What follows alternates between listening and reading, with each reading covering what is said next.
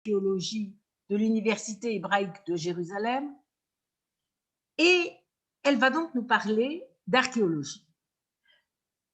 Ce sujet de ce soir fait partie du thème de cette année qui est un État juif. Dans l'archéologie, c'est une véritable guerre qui se livre et c'est ce que nous a très bien montré Madeleine la dernière fois lorsque nous avons parlé du roi David et c'est ce qu'elle va nous montrer encore ce soir. Nous allons parler du temple du roi Salomon. Il faudrait quand même savoir s'il s'agit d'une légende ou pas. Madeleine, je te donne la parole. Merci de m'avoir invitée à parler du roi Salomon et de son temple.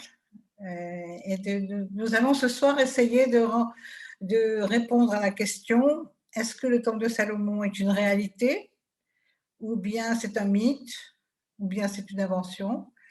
Et donc nous allons j'espère qu'à la fin de cette heure, vous serez convaincus. Bien, alors je fais share screen.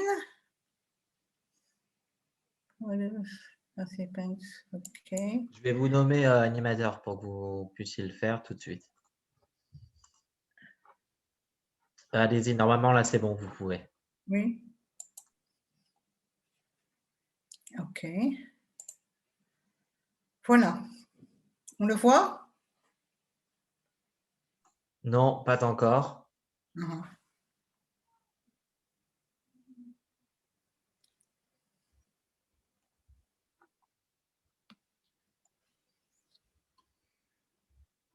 Refaites-le peut-être depuis le départ. Fermez l'écran partagé. Vous refaites écran partagé.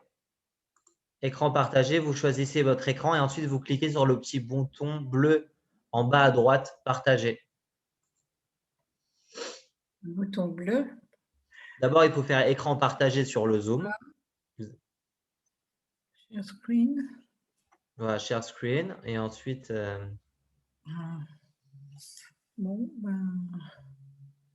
Sinon, je ne le vois pas là. Alors, bon… Je ne sais pas comment ça se fait. Vous le voyez là? Non? Non, on ne voit toujours pas.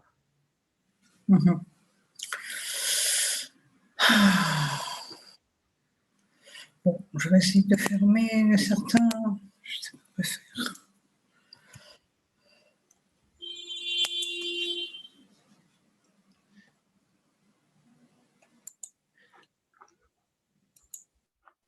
Voilà, là, super. Vous partagez l'écran. Oui. Mais ce n'est pas le bon écran. Mais ce n'est pas le bon écran. Mais déjà, alors, on a avancé. Et maintenant? Non, il faut juste que vous choisissez votre écran. Sinon, vous pouvez annuler le partage d'écran et recommencer depuis le début. Peut-être que c'est simple si vous arrivez à le faire. Voilà. Ou sinon… Ça va? Voilà, super. Là, c'est bon. On voit très bien. OK.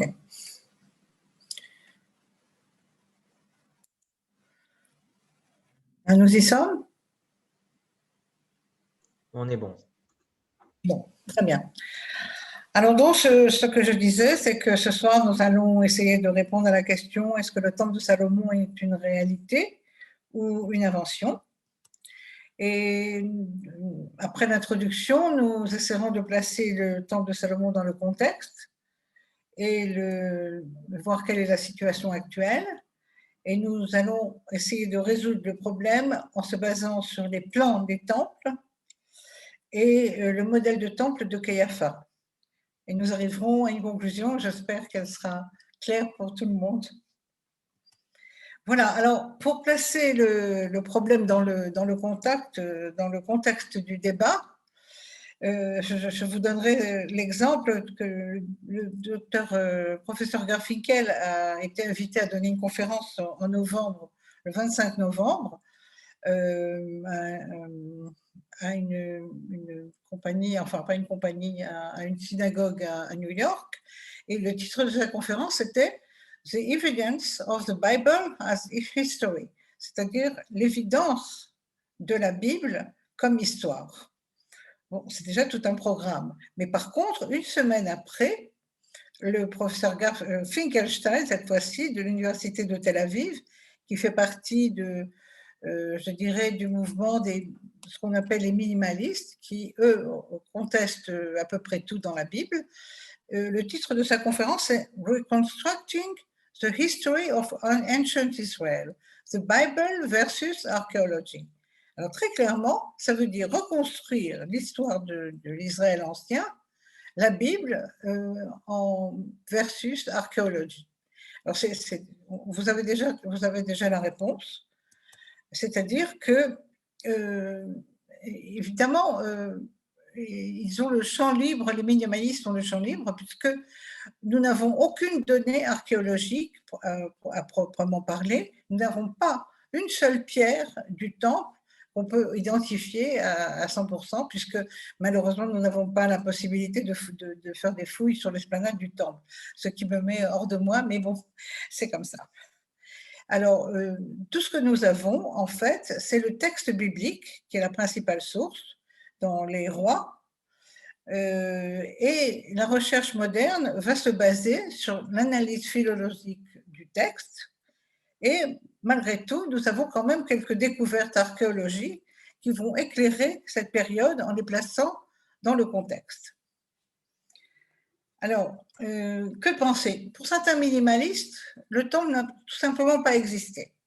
Pour d'autres, qui sont un peu plus modérés, ils pensent qu'il a existé, mais la rédaction de la description du temple a été rédigée beaucoup plus tard, à la période perse, c'est-à-dire au retour de l'exil de Babylone.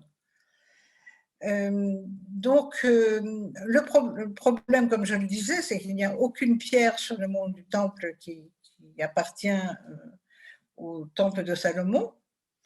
Mais nous allons démontrer par le texte biblique que ce temple a bien existé. Et voilà.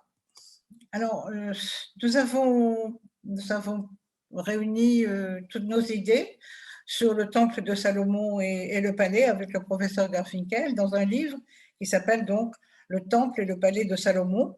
Et je vais essayer, dans moins d'1 heure, de résumer les points principaux de ce livre.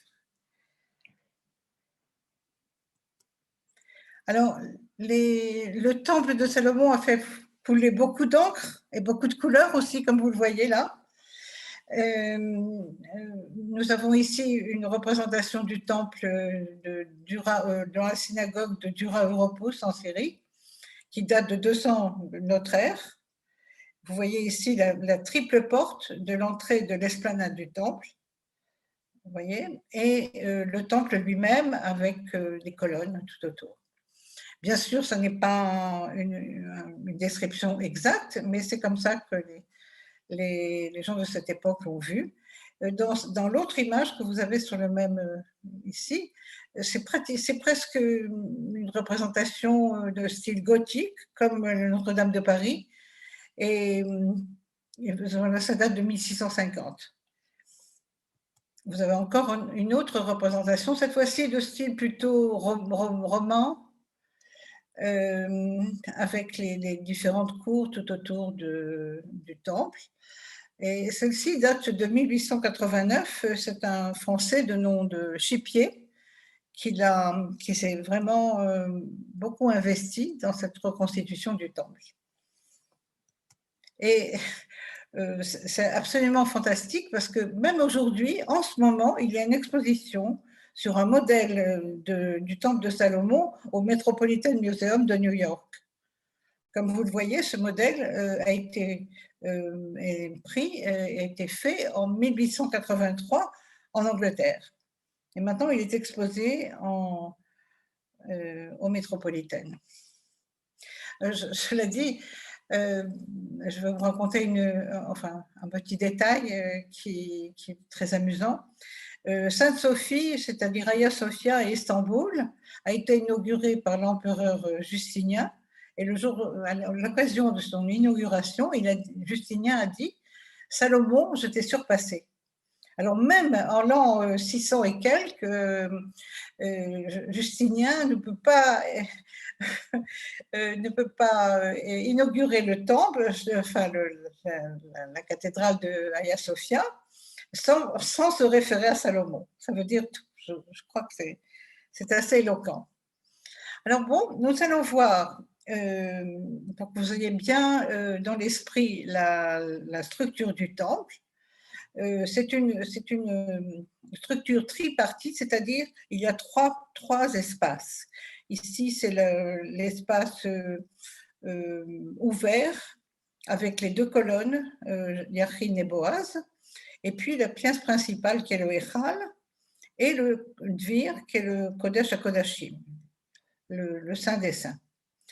Et tout autour, nous avons ici ce qu'on appelle Yetzia Sovev, ce sont des pièces qui servent à entreposer probablement les objets, tout ce dont le temple a besoin. Alors voilà, vous avez donc encore une fois les trois espaces. Et nous avons été très heureux quand le temple de Moza a été découvert en 2012. Si vous pouvez vous imaginer, c'est absolument fabuleux. C'est un temple qui était à peu près 5 km du temple de Salomon. Il date du 9e siècle, alors que le temple de Salomon date du 10e siècle.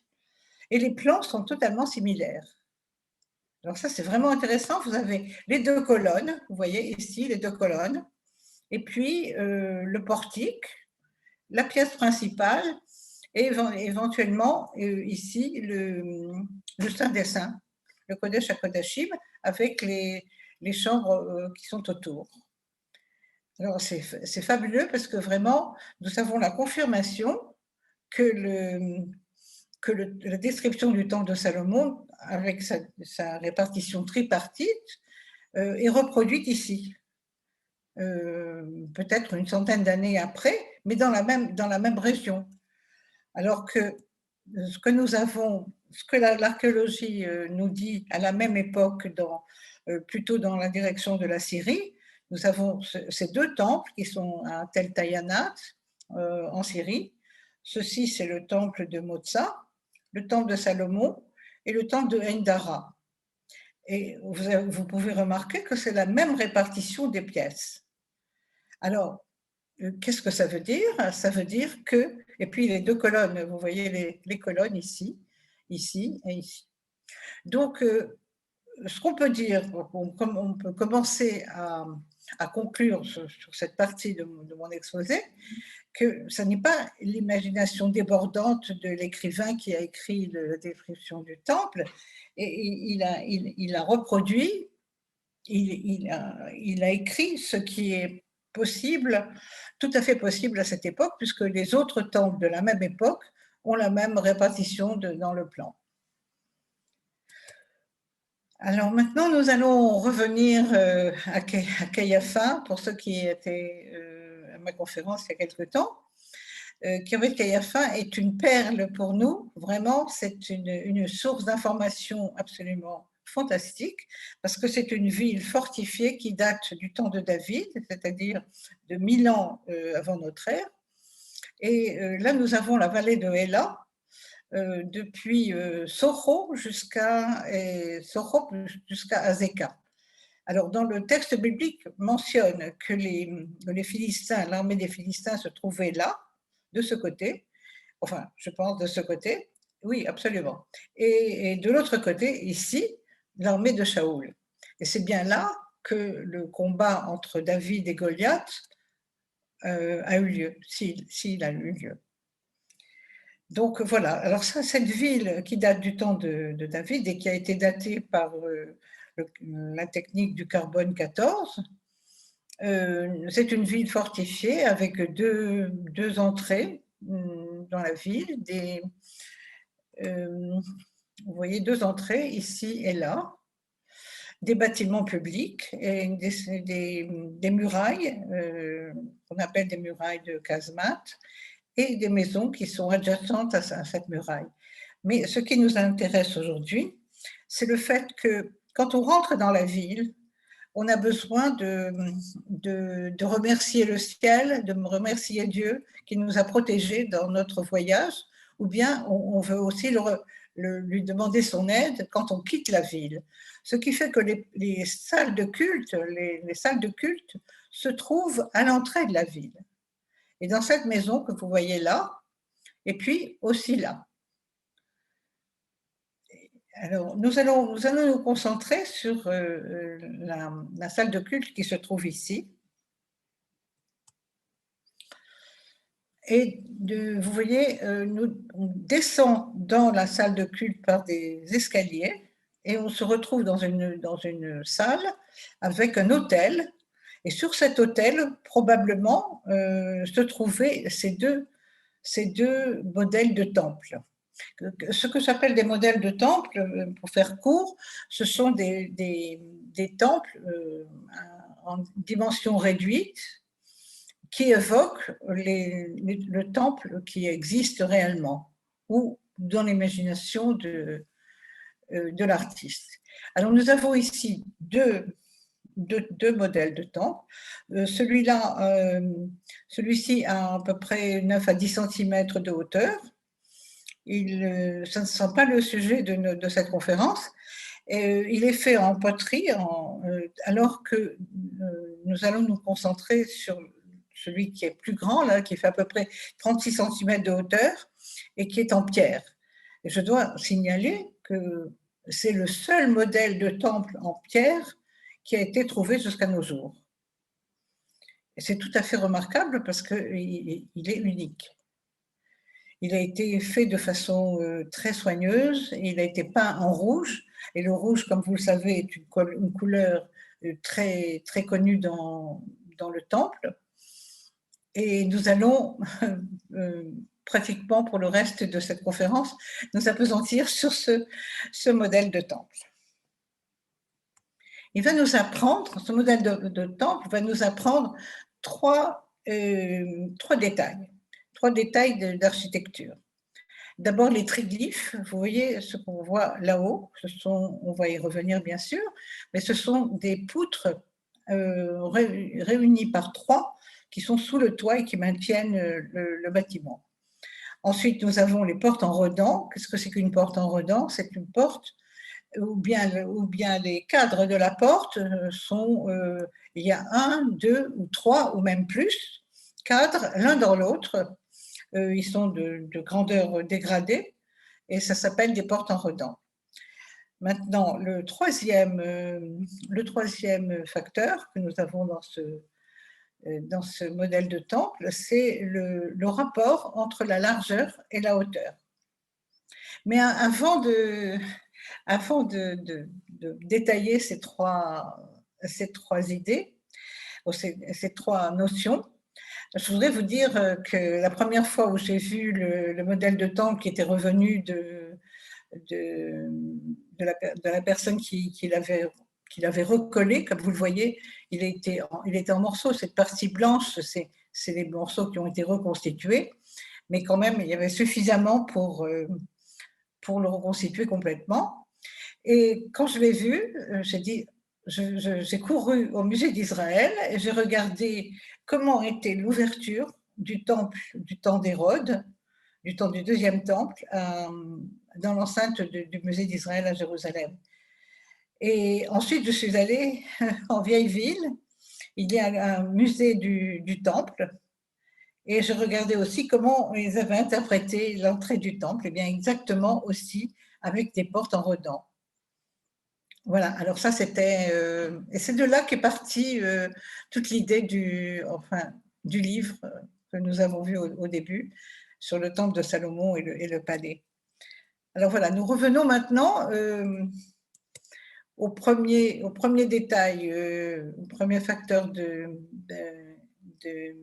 d'architecture, c'est-à-dire le rapport, le ratio entre la largeur et la hauteur.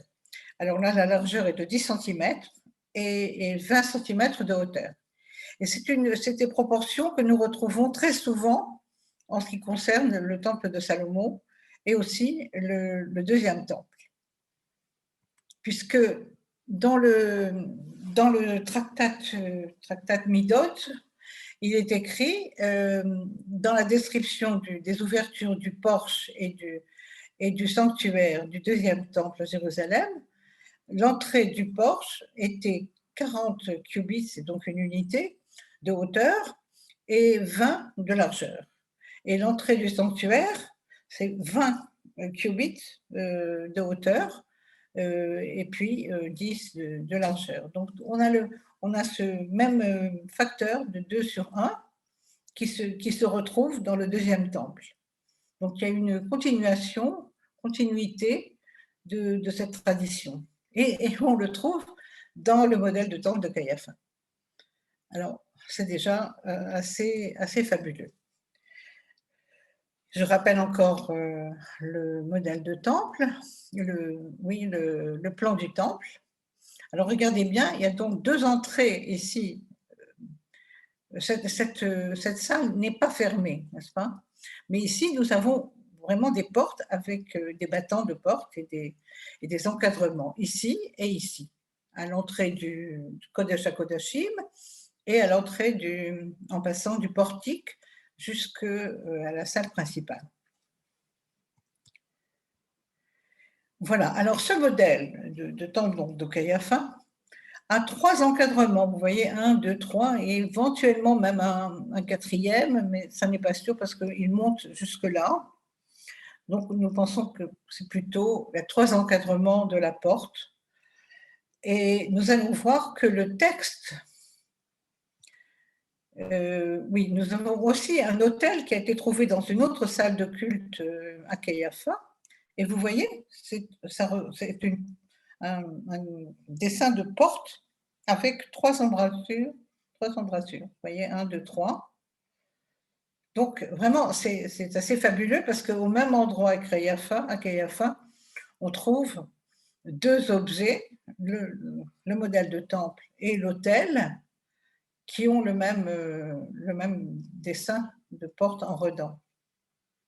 Alors que je précise, je m'avance déjà plus loin, il n'y a pas en Canaan, dans les temples en Canaan, il n'y a pas de porte en redans. En Égypte, il n'y en a pas. C'est seulement en Mésopotamie qu'on peut trouver l'origine, peut-être pas l'origine, mais l'existence en tout cas, de portes en redans. Alors c'est tout à fait intéressant parce que le scribe qui a décrit le temple de Salomon, ça veut dire qu'il l'a vu, puisqu'il n'a pas pu voir d'autres exemples de portes en redans à l'époque de David et de Salomon. Il n'y en avait pas. Il va falloir attendre au moins 150 ans pour trouver dans la région, à Chypre par exemple, et d'autres en Syrie. Il va falloir attendre au moins 150 à 200 ans pour trouver encore ce modèle de porte en redans, ce facteur de porte en redans. Alors c'est tout à fait remarquable. Bien, alors nous allons regarder maintenant comment la description du temple mentionne les portes du temple. Alors dans Roi 6, 31, vous avez « Et petach advir, asad latot et tse shemen, ha'il mezuzot hamishit ». En traduction en français, ça donne « À l'entrée du dvir, on établit des vantaux de bois d'olivier qui, avec le linteau et les poteaux, en formaient la 5e partie. » Bien, si vous avez compris, vraiment c'est un miracle. Et en Roi 6, 3, 33, nous avons la même description. Et Kachasa le petara echal mezuzot et shemen mais et reveit. Et c'est traduit pareillement à l'entrée du echal, on pratiqua des poteaux de bois d'olivier, dimension d'un quart. Alors vraiment, on ne comprend rien. Vous êtes bien d'accord avec moi? On n'a aucune idée de ce que ça peut être. Pourquoi? Parce que les gens qui ont traduit la Bible et tous les scholars qui se sont penchés sur ce texte n'ont pas fait le lien avec des portes en redans. Mais c'est exactement ce que nous avons là, parce que des mezuzot, ça ne veut pas dire, ça veut dire, c'est pas les petites boîtes que nous mettons à l'entrée de nos maisons, c'est pas ça. Ce sont les encadrements des portes. Alors quand on a ce terme de mezuzot Hamishit, ça veut dire qu'il y a 5 cadres autour de la porte du Saint des Saints. 5. Et quand nous avons Révi'it, Mezuzot Révi'it, ça veut dire qu'il y a 4 encadrements de portes à l'entrée du Echal, c'est-à-dire de la salle principale du temple. Et quand on comprend ça, ça devient extrêmement simple. Parce que là, c'est vraiment du chinois ou de l'hébreu, comme on dit. Voilà. Et je ne vais pas m'attarder sur les interprétations du texte, parce que nous avons évidemment regardé dans le Septuagint et Rashi, et dans la Bible encore, nous avons essayé de comprendre comment la Bible avait été traduite. Alors, je signalerai seulement peut-être Rashi, qui est le plus près, si vous voulez, des interprétations. Pas tout à fait exact, puisque encore Bible dit recessed frame, c'est-à-dire 5 indented sections, ça veut dire des portes en redans, et Hamishik, ça veut dire 5 cadres. Donc lui avait compris quand même. Et Rashi aussi mentionne que Hamishik Mezuzot Hamishik, ça veut dire qu'il y a des montants de portes dans chacun des entrées du Echal. Voilà, j'espère que c'est clair. Mezuzot Hamishik, Mezuzot Révi'it, ça veut dire qu'il y a 4 cadres ou 5 cadres pour l'entrée du Kodesh HaKodashim. Et c'est tout à fait remarquable parce que le nombre de cadres autour de la porte, dans le temple et le palais de Salomon, sont différents. Alors, vous avez trois cadres, 3 encadrements autour de l'entrée du palais de Salomon. Vous avez 4 à l'entrée du Echal, qui est la salle principale du temple, et 5 à l'entrée du Dvir, qui est le Kodesh HaKodashim. Donc, vous voyez qu'il y a une progression dans la sainteté avec le nombre de cadres. Et je voudrais quand même vous signaler que j'ai travaillé pendant à peu près 5 ans pour répertorier tous les exemples de portes en redans que j'ai pu trouver. Et j'en ai trouvé à peu près plus de 200 ou 250 exemples. Tu peux brancher. Peut-être tu peux le brancher. Vous pouvez couper le micro? Oui, et donc, dans les 200-250 exemples que j'ai pu trouver, dans différents pays et différentes cultures, dans 95% des cas, quand il y a des portes en redans, comme là, vous le voyez, c'est un objet cultuel, c'est-à-dire qui montre le sacré, ou un objet ou un bâtiment, mais c'est toujours avec une intention de sainteté, si vous voulez.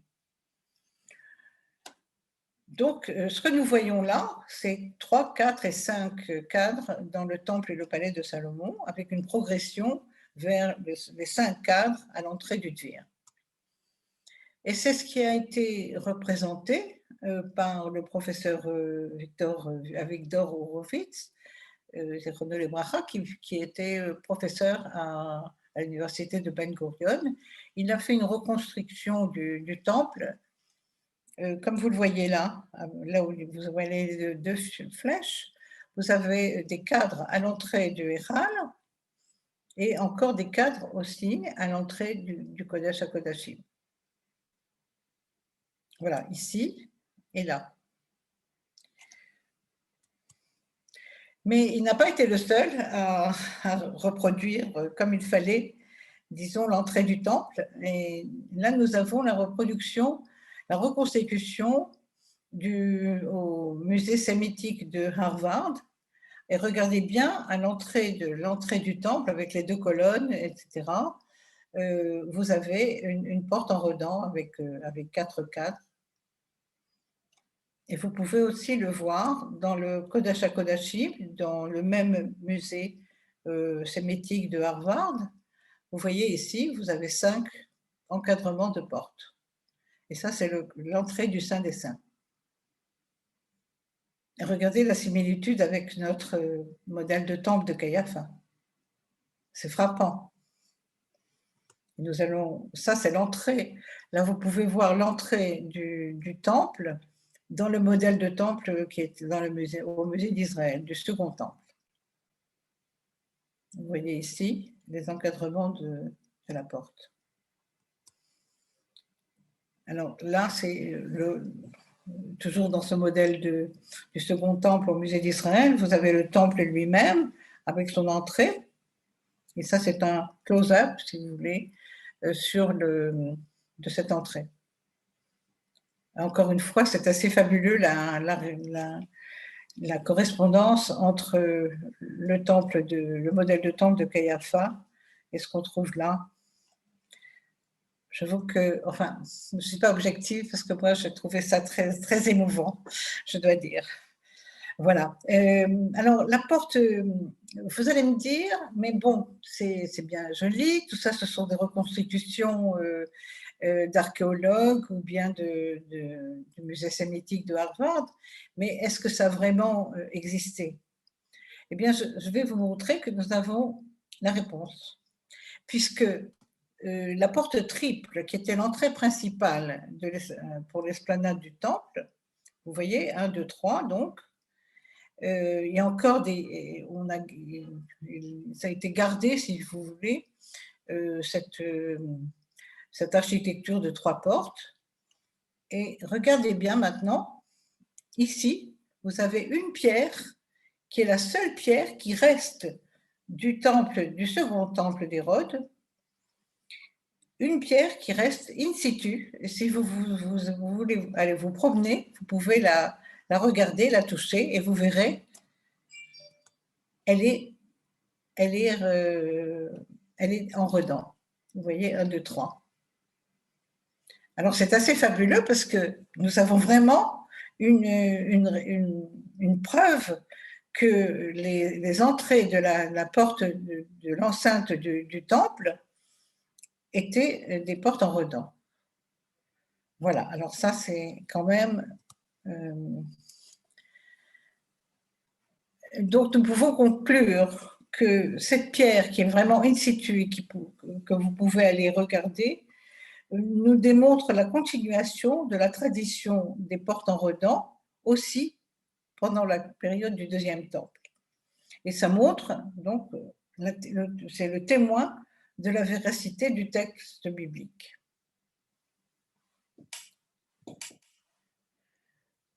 Bien. Oui, donc voilà, c'est le livre que c'est au bout de quelques années de travail et qui recense toutes les portes en redans ou les objets avec des portes en redans que j'ai pu trouver depuis 4500 ans jusqu'à nos jours. C'est assez fabuleux parce que même à notre époque, si vous allez au Beth Mishpat à Elion, les portes des salles où les juges officient, je dis bien, sont en redans, sont des portes en redans.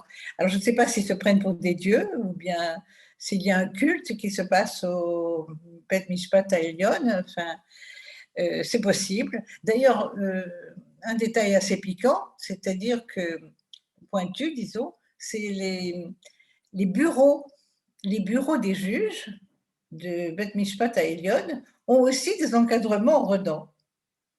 Mais il y en a 3 chez les juges classiques, mais un Shofet à Elion, enfin le grand ponte, disons, a 4 cadres à l'entrée de son bureau. Alors, je ne sais pas si c'est un hasard, mais voilà, c'est un fait. Et donc, voilà, à propos de... Donc, ces portes en redans n'existaient pas ailleurs qu'à Caiapha et dans la description du temple. Il a fallu attendre 150 ans, comme je vous l'ai dit, pour les retrouver, par exemple, dans les ivoires. Ceci, ça s'appelle le modèle de la dame à la fenêtre.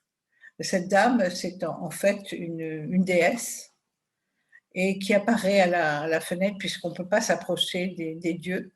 Et donc, elle est séparée du public par une balustrade. Et donc, cet encadrement qui montre bien que c'est une déesse, puisqu'il y a un encadrement en redans, ça veut dire que nous avons affaire à un objet de culte.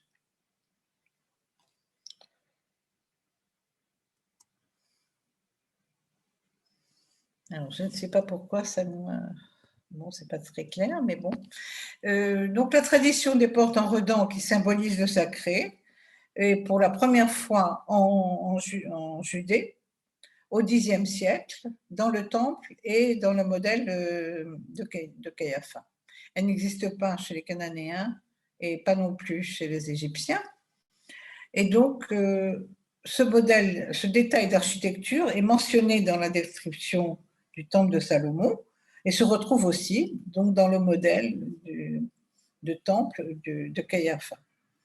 Alors, ce que nous pouvons conclure maintenant, c'est que la découverte du modèle de Caiapha renforce la véracité du texte biblique. Puisque la personne qui a décrit ces portes en redans, elle les a vues, elle ne les a pas inventées. Je ne sais pas ce qui se passe. Bon. Donc, la tradition des portes en rudan, oui, ok, voilà. Je ne sais pas ce qui se passe. Pardon.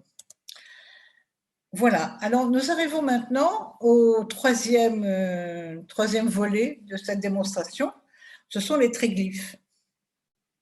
Vous voyez, dans le modèle de temple de Caiapha, vous voyez 6 incisions, 5 groupes, pardon, 1, 2, 3, 4, 5, 6. Enfin, en théorie, il y en a à peu près 6, et ils sont avec des incisions par 3. Et c'est sous le toit. Alors, nous pensons que ce sont des poutres réunies par 3 et qui soutiennent le toit.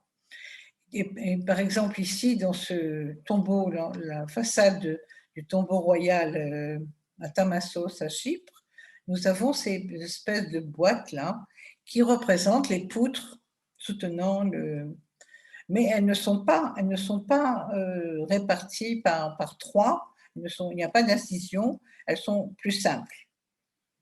D'ailleurs, regardez d'ailleurs qu'ici, vous avez aussi une porte en redans. Parce que, donc, voilà, vous avez aussi ça, ce facteur. Alors, nous pensons que les groupes de poutres réunis par 3, nous les appelons triglyphes. Les triglyphes, on va les trouver 400 ans après dans l'architecture de la Grèce antique. Et on a toujours pensé que les triglyphes ont été inventés par la Grèce antique. En fait, non, puisque nous les avons dans la description du temple, et nous allons voir que c'est dans la description du temple, et nous les avons aussi, évidemment, dans le modèle de temple de Caiapha. Alors ça, c'est quand même assez intéressant parce qu'il y a un étudiant qui a essayé de regarder s'il y avait dans d'autres endroits,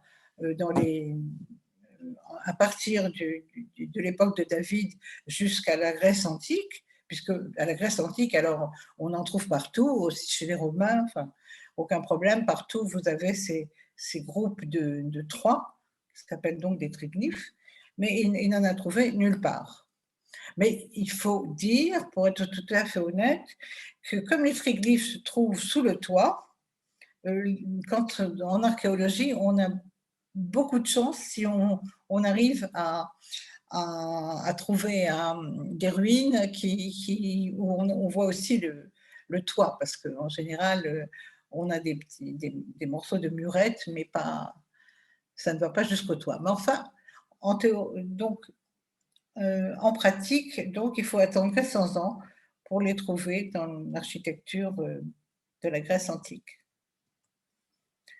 Alors, est-ce que le texte biblique mentionne ces triglyphes?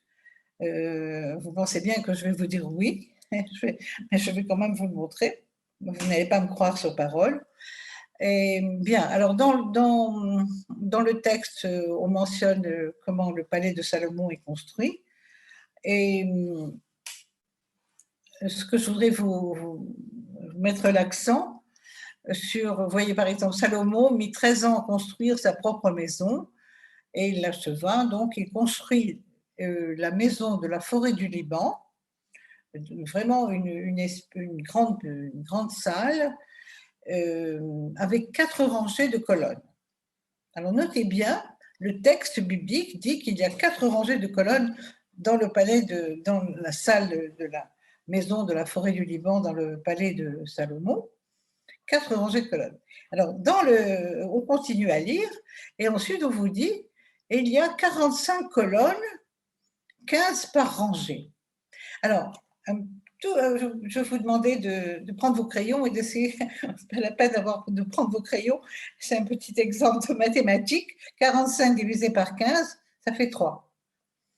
Ça ne fait pas 4. Alors, ce qu'ont fait les traducteurs de la Bible, ils ont corrigé le texte biblique. Ils ont dit, donc, c'est pas possible, donc on corrige les 4 rangées de colonnes par 3. Aussi simple que ça. Mais c'est parce qu'ils n'ont pas compris que les 45, ce qu'on appelle les 45 colonnes, 15 par rangée, ce ne sont pas des colonnes. Pas du tout des colonnes. Comme nous allons le voir, ce sont des triglyphes. Il y a 15 par rangée, et ils sont par 3. Et là, alors, les mathématiques sont d'accord avec le texte biblique. Alors, je vais vous montrer comment nous avons pensé, vous voyez. D'ailleurs, c'est très amusant parce que ce texte est tellement obscur qu'il a été qualifié le passage le plus compliqué de la Bible. Vous imaginez. Et pourquoi? Parce que ces 4 rangées, ça s'appelle des slaotes, celles-là. Alors, les slaotes, ce ne sont pas 45 slaotes, ce n'est pas 45 colonnes, puisque 45 ne se divise pas par 4 d'ailleurs, comme on l'a vu. Et il n'y a pas lieu de corriger le texte biblique en disant qu'il y a 3 rangées de colonnes, puisqu'on vient de voir qu'il y en avait 4. C'est vraiment, je trouve que c'est vraiment incroyable qu'on se permet de corriger le texte. Bon, enfin, notre proposition, c'est que les slaotes, donc, ce ne sont pas des colonnes, ce sont des triglyphes. Voilà notre reconstruction. Donc, le texte est écrit 45 poutres organisées par 3.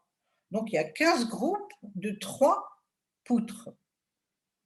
Et là, on a 4 rangées de colonnes. Alors, vous voyez, de 1 ici, de 1 à 15, on a 15 triglyphes. Et vous voyez, c'est rangé par 3. Et nous pouvons avoir, à ce moment-là, 4 rangées de colonnes. Voilà. Alors, ça, c'était pourquoi est-ce qu'il y a des triglyphes dans le temple. Oui, le texte dans le temple de Salomon, ça c'était, nous étions je vous rappelle que nous étions maintenant, avec ces colonnes, nous étions dans la salle principale du palais de Salomon. Mais là maintenant, nous allons regarder si dans le temple aussi, nous avons ces triglyphes. Alors, dans le temple, on dit « Veya slaot misaviv ». Otpam, encore une fois, les slaot tout autour, dans Roi 1, 6, 5.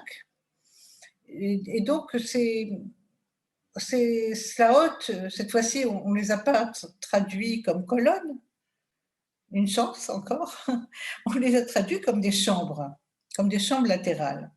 Et nous ne sommes pas tout à fait d'accord, parce que si on se base sur le modèle de Caiapha et sur le palais de Salomon, comme nous l'avons vu, alors nous comprenons slaot comme des triglyphes. Donc, ce ne sont pas des chambres latérales tout autour. Veya slaot saviv, Non, ce sont des poutres, encore une fois, organisées tout autour, en groupe de 3 et 30 fois. Et ce qui est absolument étonnant, c'est que si on regarde la prophétie, la description du temple dans la prophétie du prophète Ézéchiel, dans sa description du temple, alors il dit Vetzlaot, Tsela el Tsela, Shalosh. Ça veut dire que les tzlaot, si nous sommes d'accord, disons, si ce sont vraiment des poutres, alors Tsela el Tsela, Shalosh, par 3. Elles sont par 3. En toutes lettres, ils vous disent que c'est.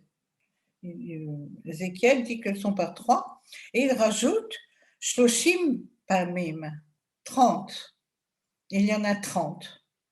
Et si nous avons essayé de reconstruire le temple en plaçant les poutres de façon logique et d'après la dimension des bois importés du Liban. Et donc, on a fait un calcul pour savoir combien de poutres il y avait et donc combien de triglyphes.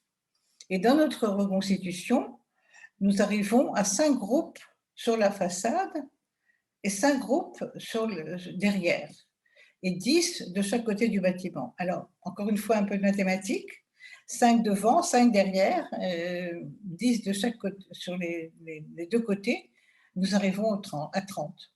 C'est exactement ce que la prophétie d'Ézéchiel nous mentionne. Voilà, alors ça c'est notre représentation. Vous voyez que donc ça c'est donc l'entrée du temple, les portes en redans ici, et les fenêtres aussi sont en redans, et nous avons aussi les triglyphes. Vous voyez 5 sur la façade, n'est-ce pas? 1, 2, 3, 4, 5, et 10 sur chaque côté, et 5 aussi derrière. Donc nous arrivons à 30. Voilà, alors je me pose la question, il nous reste encore 5 minutes, je me pose la question si je vais repartir en arrière et vous expliquer quelque chose qui est assez beau, mais un peu bien, je vais quand même vous montrer ça. Dans le texte qui décrit le temple, nous avons un terme qui s'appelle mechezé. Mechezé,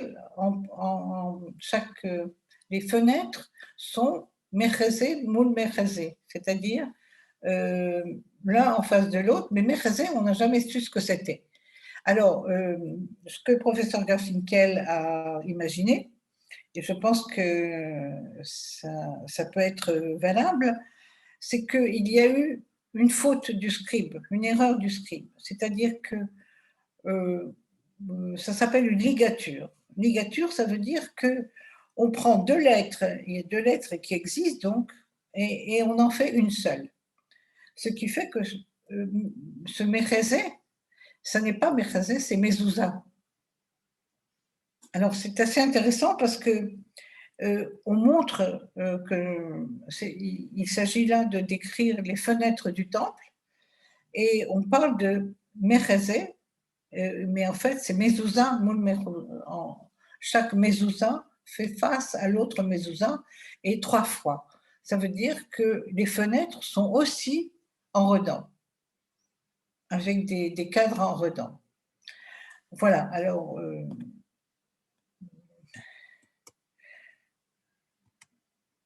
nous arrivons à la conclusion. J'espère que vous êtes maintenant convaincus que le temps de Salomon a bien existé. Tant qu'il n'y aura pas de fouilles sur l'esplanade du temple, on ne sera pas à 100%, mais bon.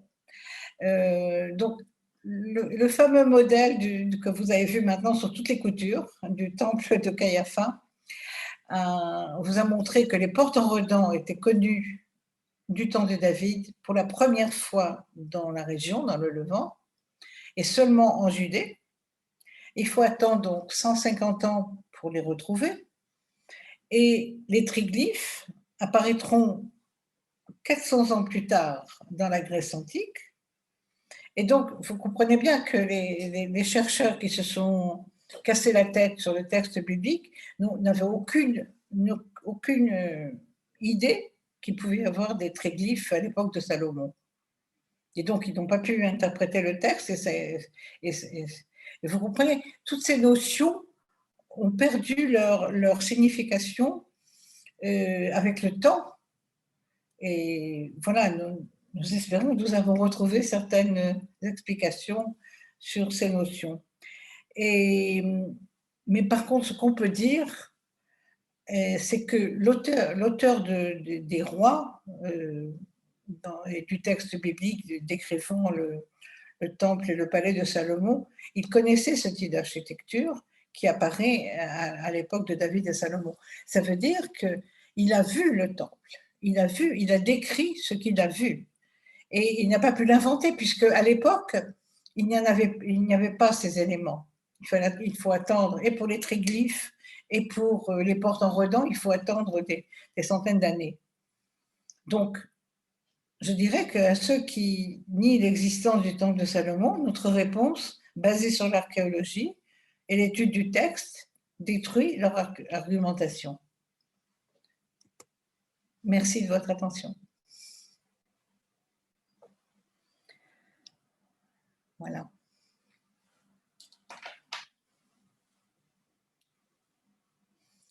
Alors, est-ce qu'il y a des questions ou bien… Ah, voilà. Merci beaucoup, Madeleine. Ça va, vous êtes remise de l'exercice de mathématiques? Oh, c'était très… Moi, j'ai quand même une question. Après, je pose déjà la première question. Oui. Que disent les minimalistes par rapport à vos trouvailles? Quel est leur argument? Ah oui, eh bien non, il n'y a pas d'argument. Ils n'ont pas répondu, ils n'ont rien dit sur le livre. Et c'est les différents articles qui se rapportent à ce livre. Ils n'ont rien dit, ils n'ont pas réagi. Ils n'ont rien à dire, en fait. Voilà, c'est ça. Qui a des questions à poser? On a ouvert le micro, hein, je crois. Je crois que les mathématiques ont dû effrayer les participants. J'avoue que ce n'est pas un sujet très facile. Non, merci beaucoup, madame. C'est vraiment très intéressant de savoir que le temple de Salomon a bien existé. Ah oui, ça, je pense aussi. Oui, est-ce que je peux poser une question? Excusez-moi, je peux poser une question. Je n'ai pas très bien suivi. Où se trouvent les 4 colonnes avec les 15, enfin les 3 fois 15, donc 45, les 15 triglyphes, alors que quand vous nous montrez la maquette, on voit 3 de face, 3 de dos et 10 sur les côtés. Je n'ai pas suivi. Oui, vous avez tout à fait raison, c'est très difficile à suivre. J'avoue que c'est moi qui ai demandé au professeur Garfinkel d'avoir un schéma, parce que je lui ai dit, écoute, c'est incompréhensible, personne ne veut rien comprendre. Alors déjà, je comprends très bien votre question, voilà, ce schéma-là a été réalisé en ce qui concerne une des pièces principales du palais de Salomon, qui s'appelle la maison de la forêt du Liban. Pourquoi? Parce qu'il y a beaucoup de colonnes et ces colonnes sont faites en cèdre du Liban et donc qui a été importé du Liban. C'est pourquoi donc ces 4 colonnes représentent cette salle. Ah, d'accord. Vous avez les triglyphes en haut. Là, ce sont les poutres qui maintiennent le plafond de cette pièce-là. Ah oui, pardon, c'est moi qui n'avais pas suivi. C'est dans le palais de Salomon. Oui, d'accord. Maintenant, je remets les choses en place. Merci. Je peux poser une question? Oui. Merci. Je voudrais que vous reveniez sur le temple que vous avez mentionné, construit à, je crois, 5 km de Jérusalem, et qui reprenait un peu le modèle du temple de Salomon, hein, si j'ai bien suivi. Comment comprendre ce temple? C'est un temple idolâtre ou puisque le temple de Salomon Vous devait parlez être… du temple de Mozart? Oui, voilà, mode ça, oui. Ah non, non, c'est pas du tout idolâtre, pas du tout. En fait, attendez, je vais vous remontrer. Enfin bon, je sais pas pourquoi ça passe pas. Non, non, c'était… En fait, Mozart, qui est donc très près de Jérusalem, était le coffre-fort de la royauté de Salomon et de ses successeurs. Ah, donc, ce n'était pas un temple. Si c'est un temple, mais bon, vous savez, on peut imaginer ce qu'on veut, mais je veux dire, c'est un temple qui n'est pas du tout idolâtre. Il est construit comme sur le plan du temple de Salomon. Et il y a d'énormes silos à cet endroit, parce que c'est comme, si vous voulez, le coffre-fort de la royauté de cette époque. Et donc, je pense qu'il y avait aussi une industrie de tissus qui pouvait servir au temple. Et donc, quand c'est comme ça, quand on fait quelque chose qui a rapport avec le temple, il faut se purifier. Donc, les personnes qui habitaient là, à mon avis, devaient être pures, si vous voulez. Ça ne m'étonnerait pas qu'on trouve des mikvés à cet endroit aussi. Mais Ça devait être des Kohanim alors. les mikvés, c'est plus tard, c'est au deuxième temple, à l'époque du deuxième temple, qu'il y a des mikvés. Mais en tout cas, le temple est je pense qu'il s'occupait de produire quelque chose pour le temple devait être plus pur que les autres. Ça devait être des Kohanim, madame, non? Peut-être, pas vraiment. Ou des Lévim, enfin un des deux, quoi. Oui, voilà. Donc, En tout cas, merci beaucoup, madame. Merci. C'est vraiment très intéressant. Pas forcément. Les scribes, les sophrim, ils se purifient avant d'écrire aussi. Ils ne sont pas forcément ni Cohen ni Lévi, je crois. Voilà, c'est le temple de Salomon, ça. C'est pas un petit temple. Oui, Jean-Pierre Blia. oui, Jean-Pierre. Oui, tu veux dire quoi?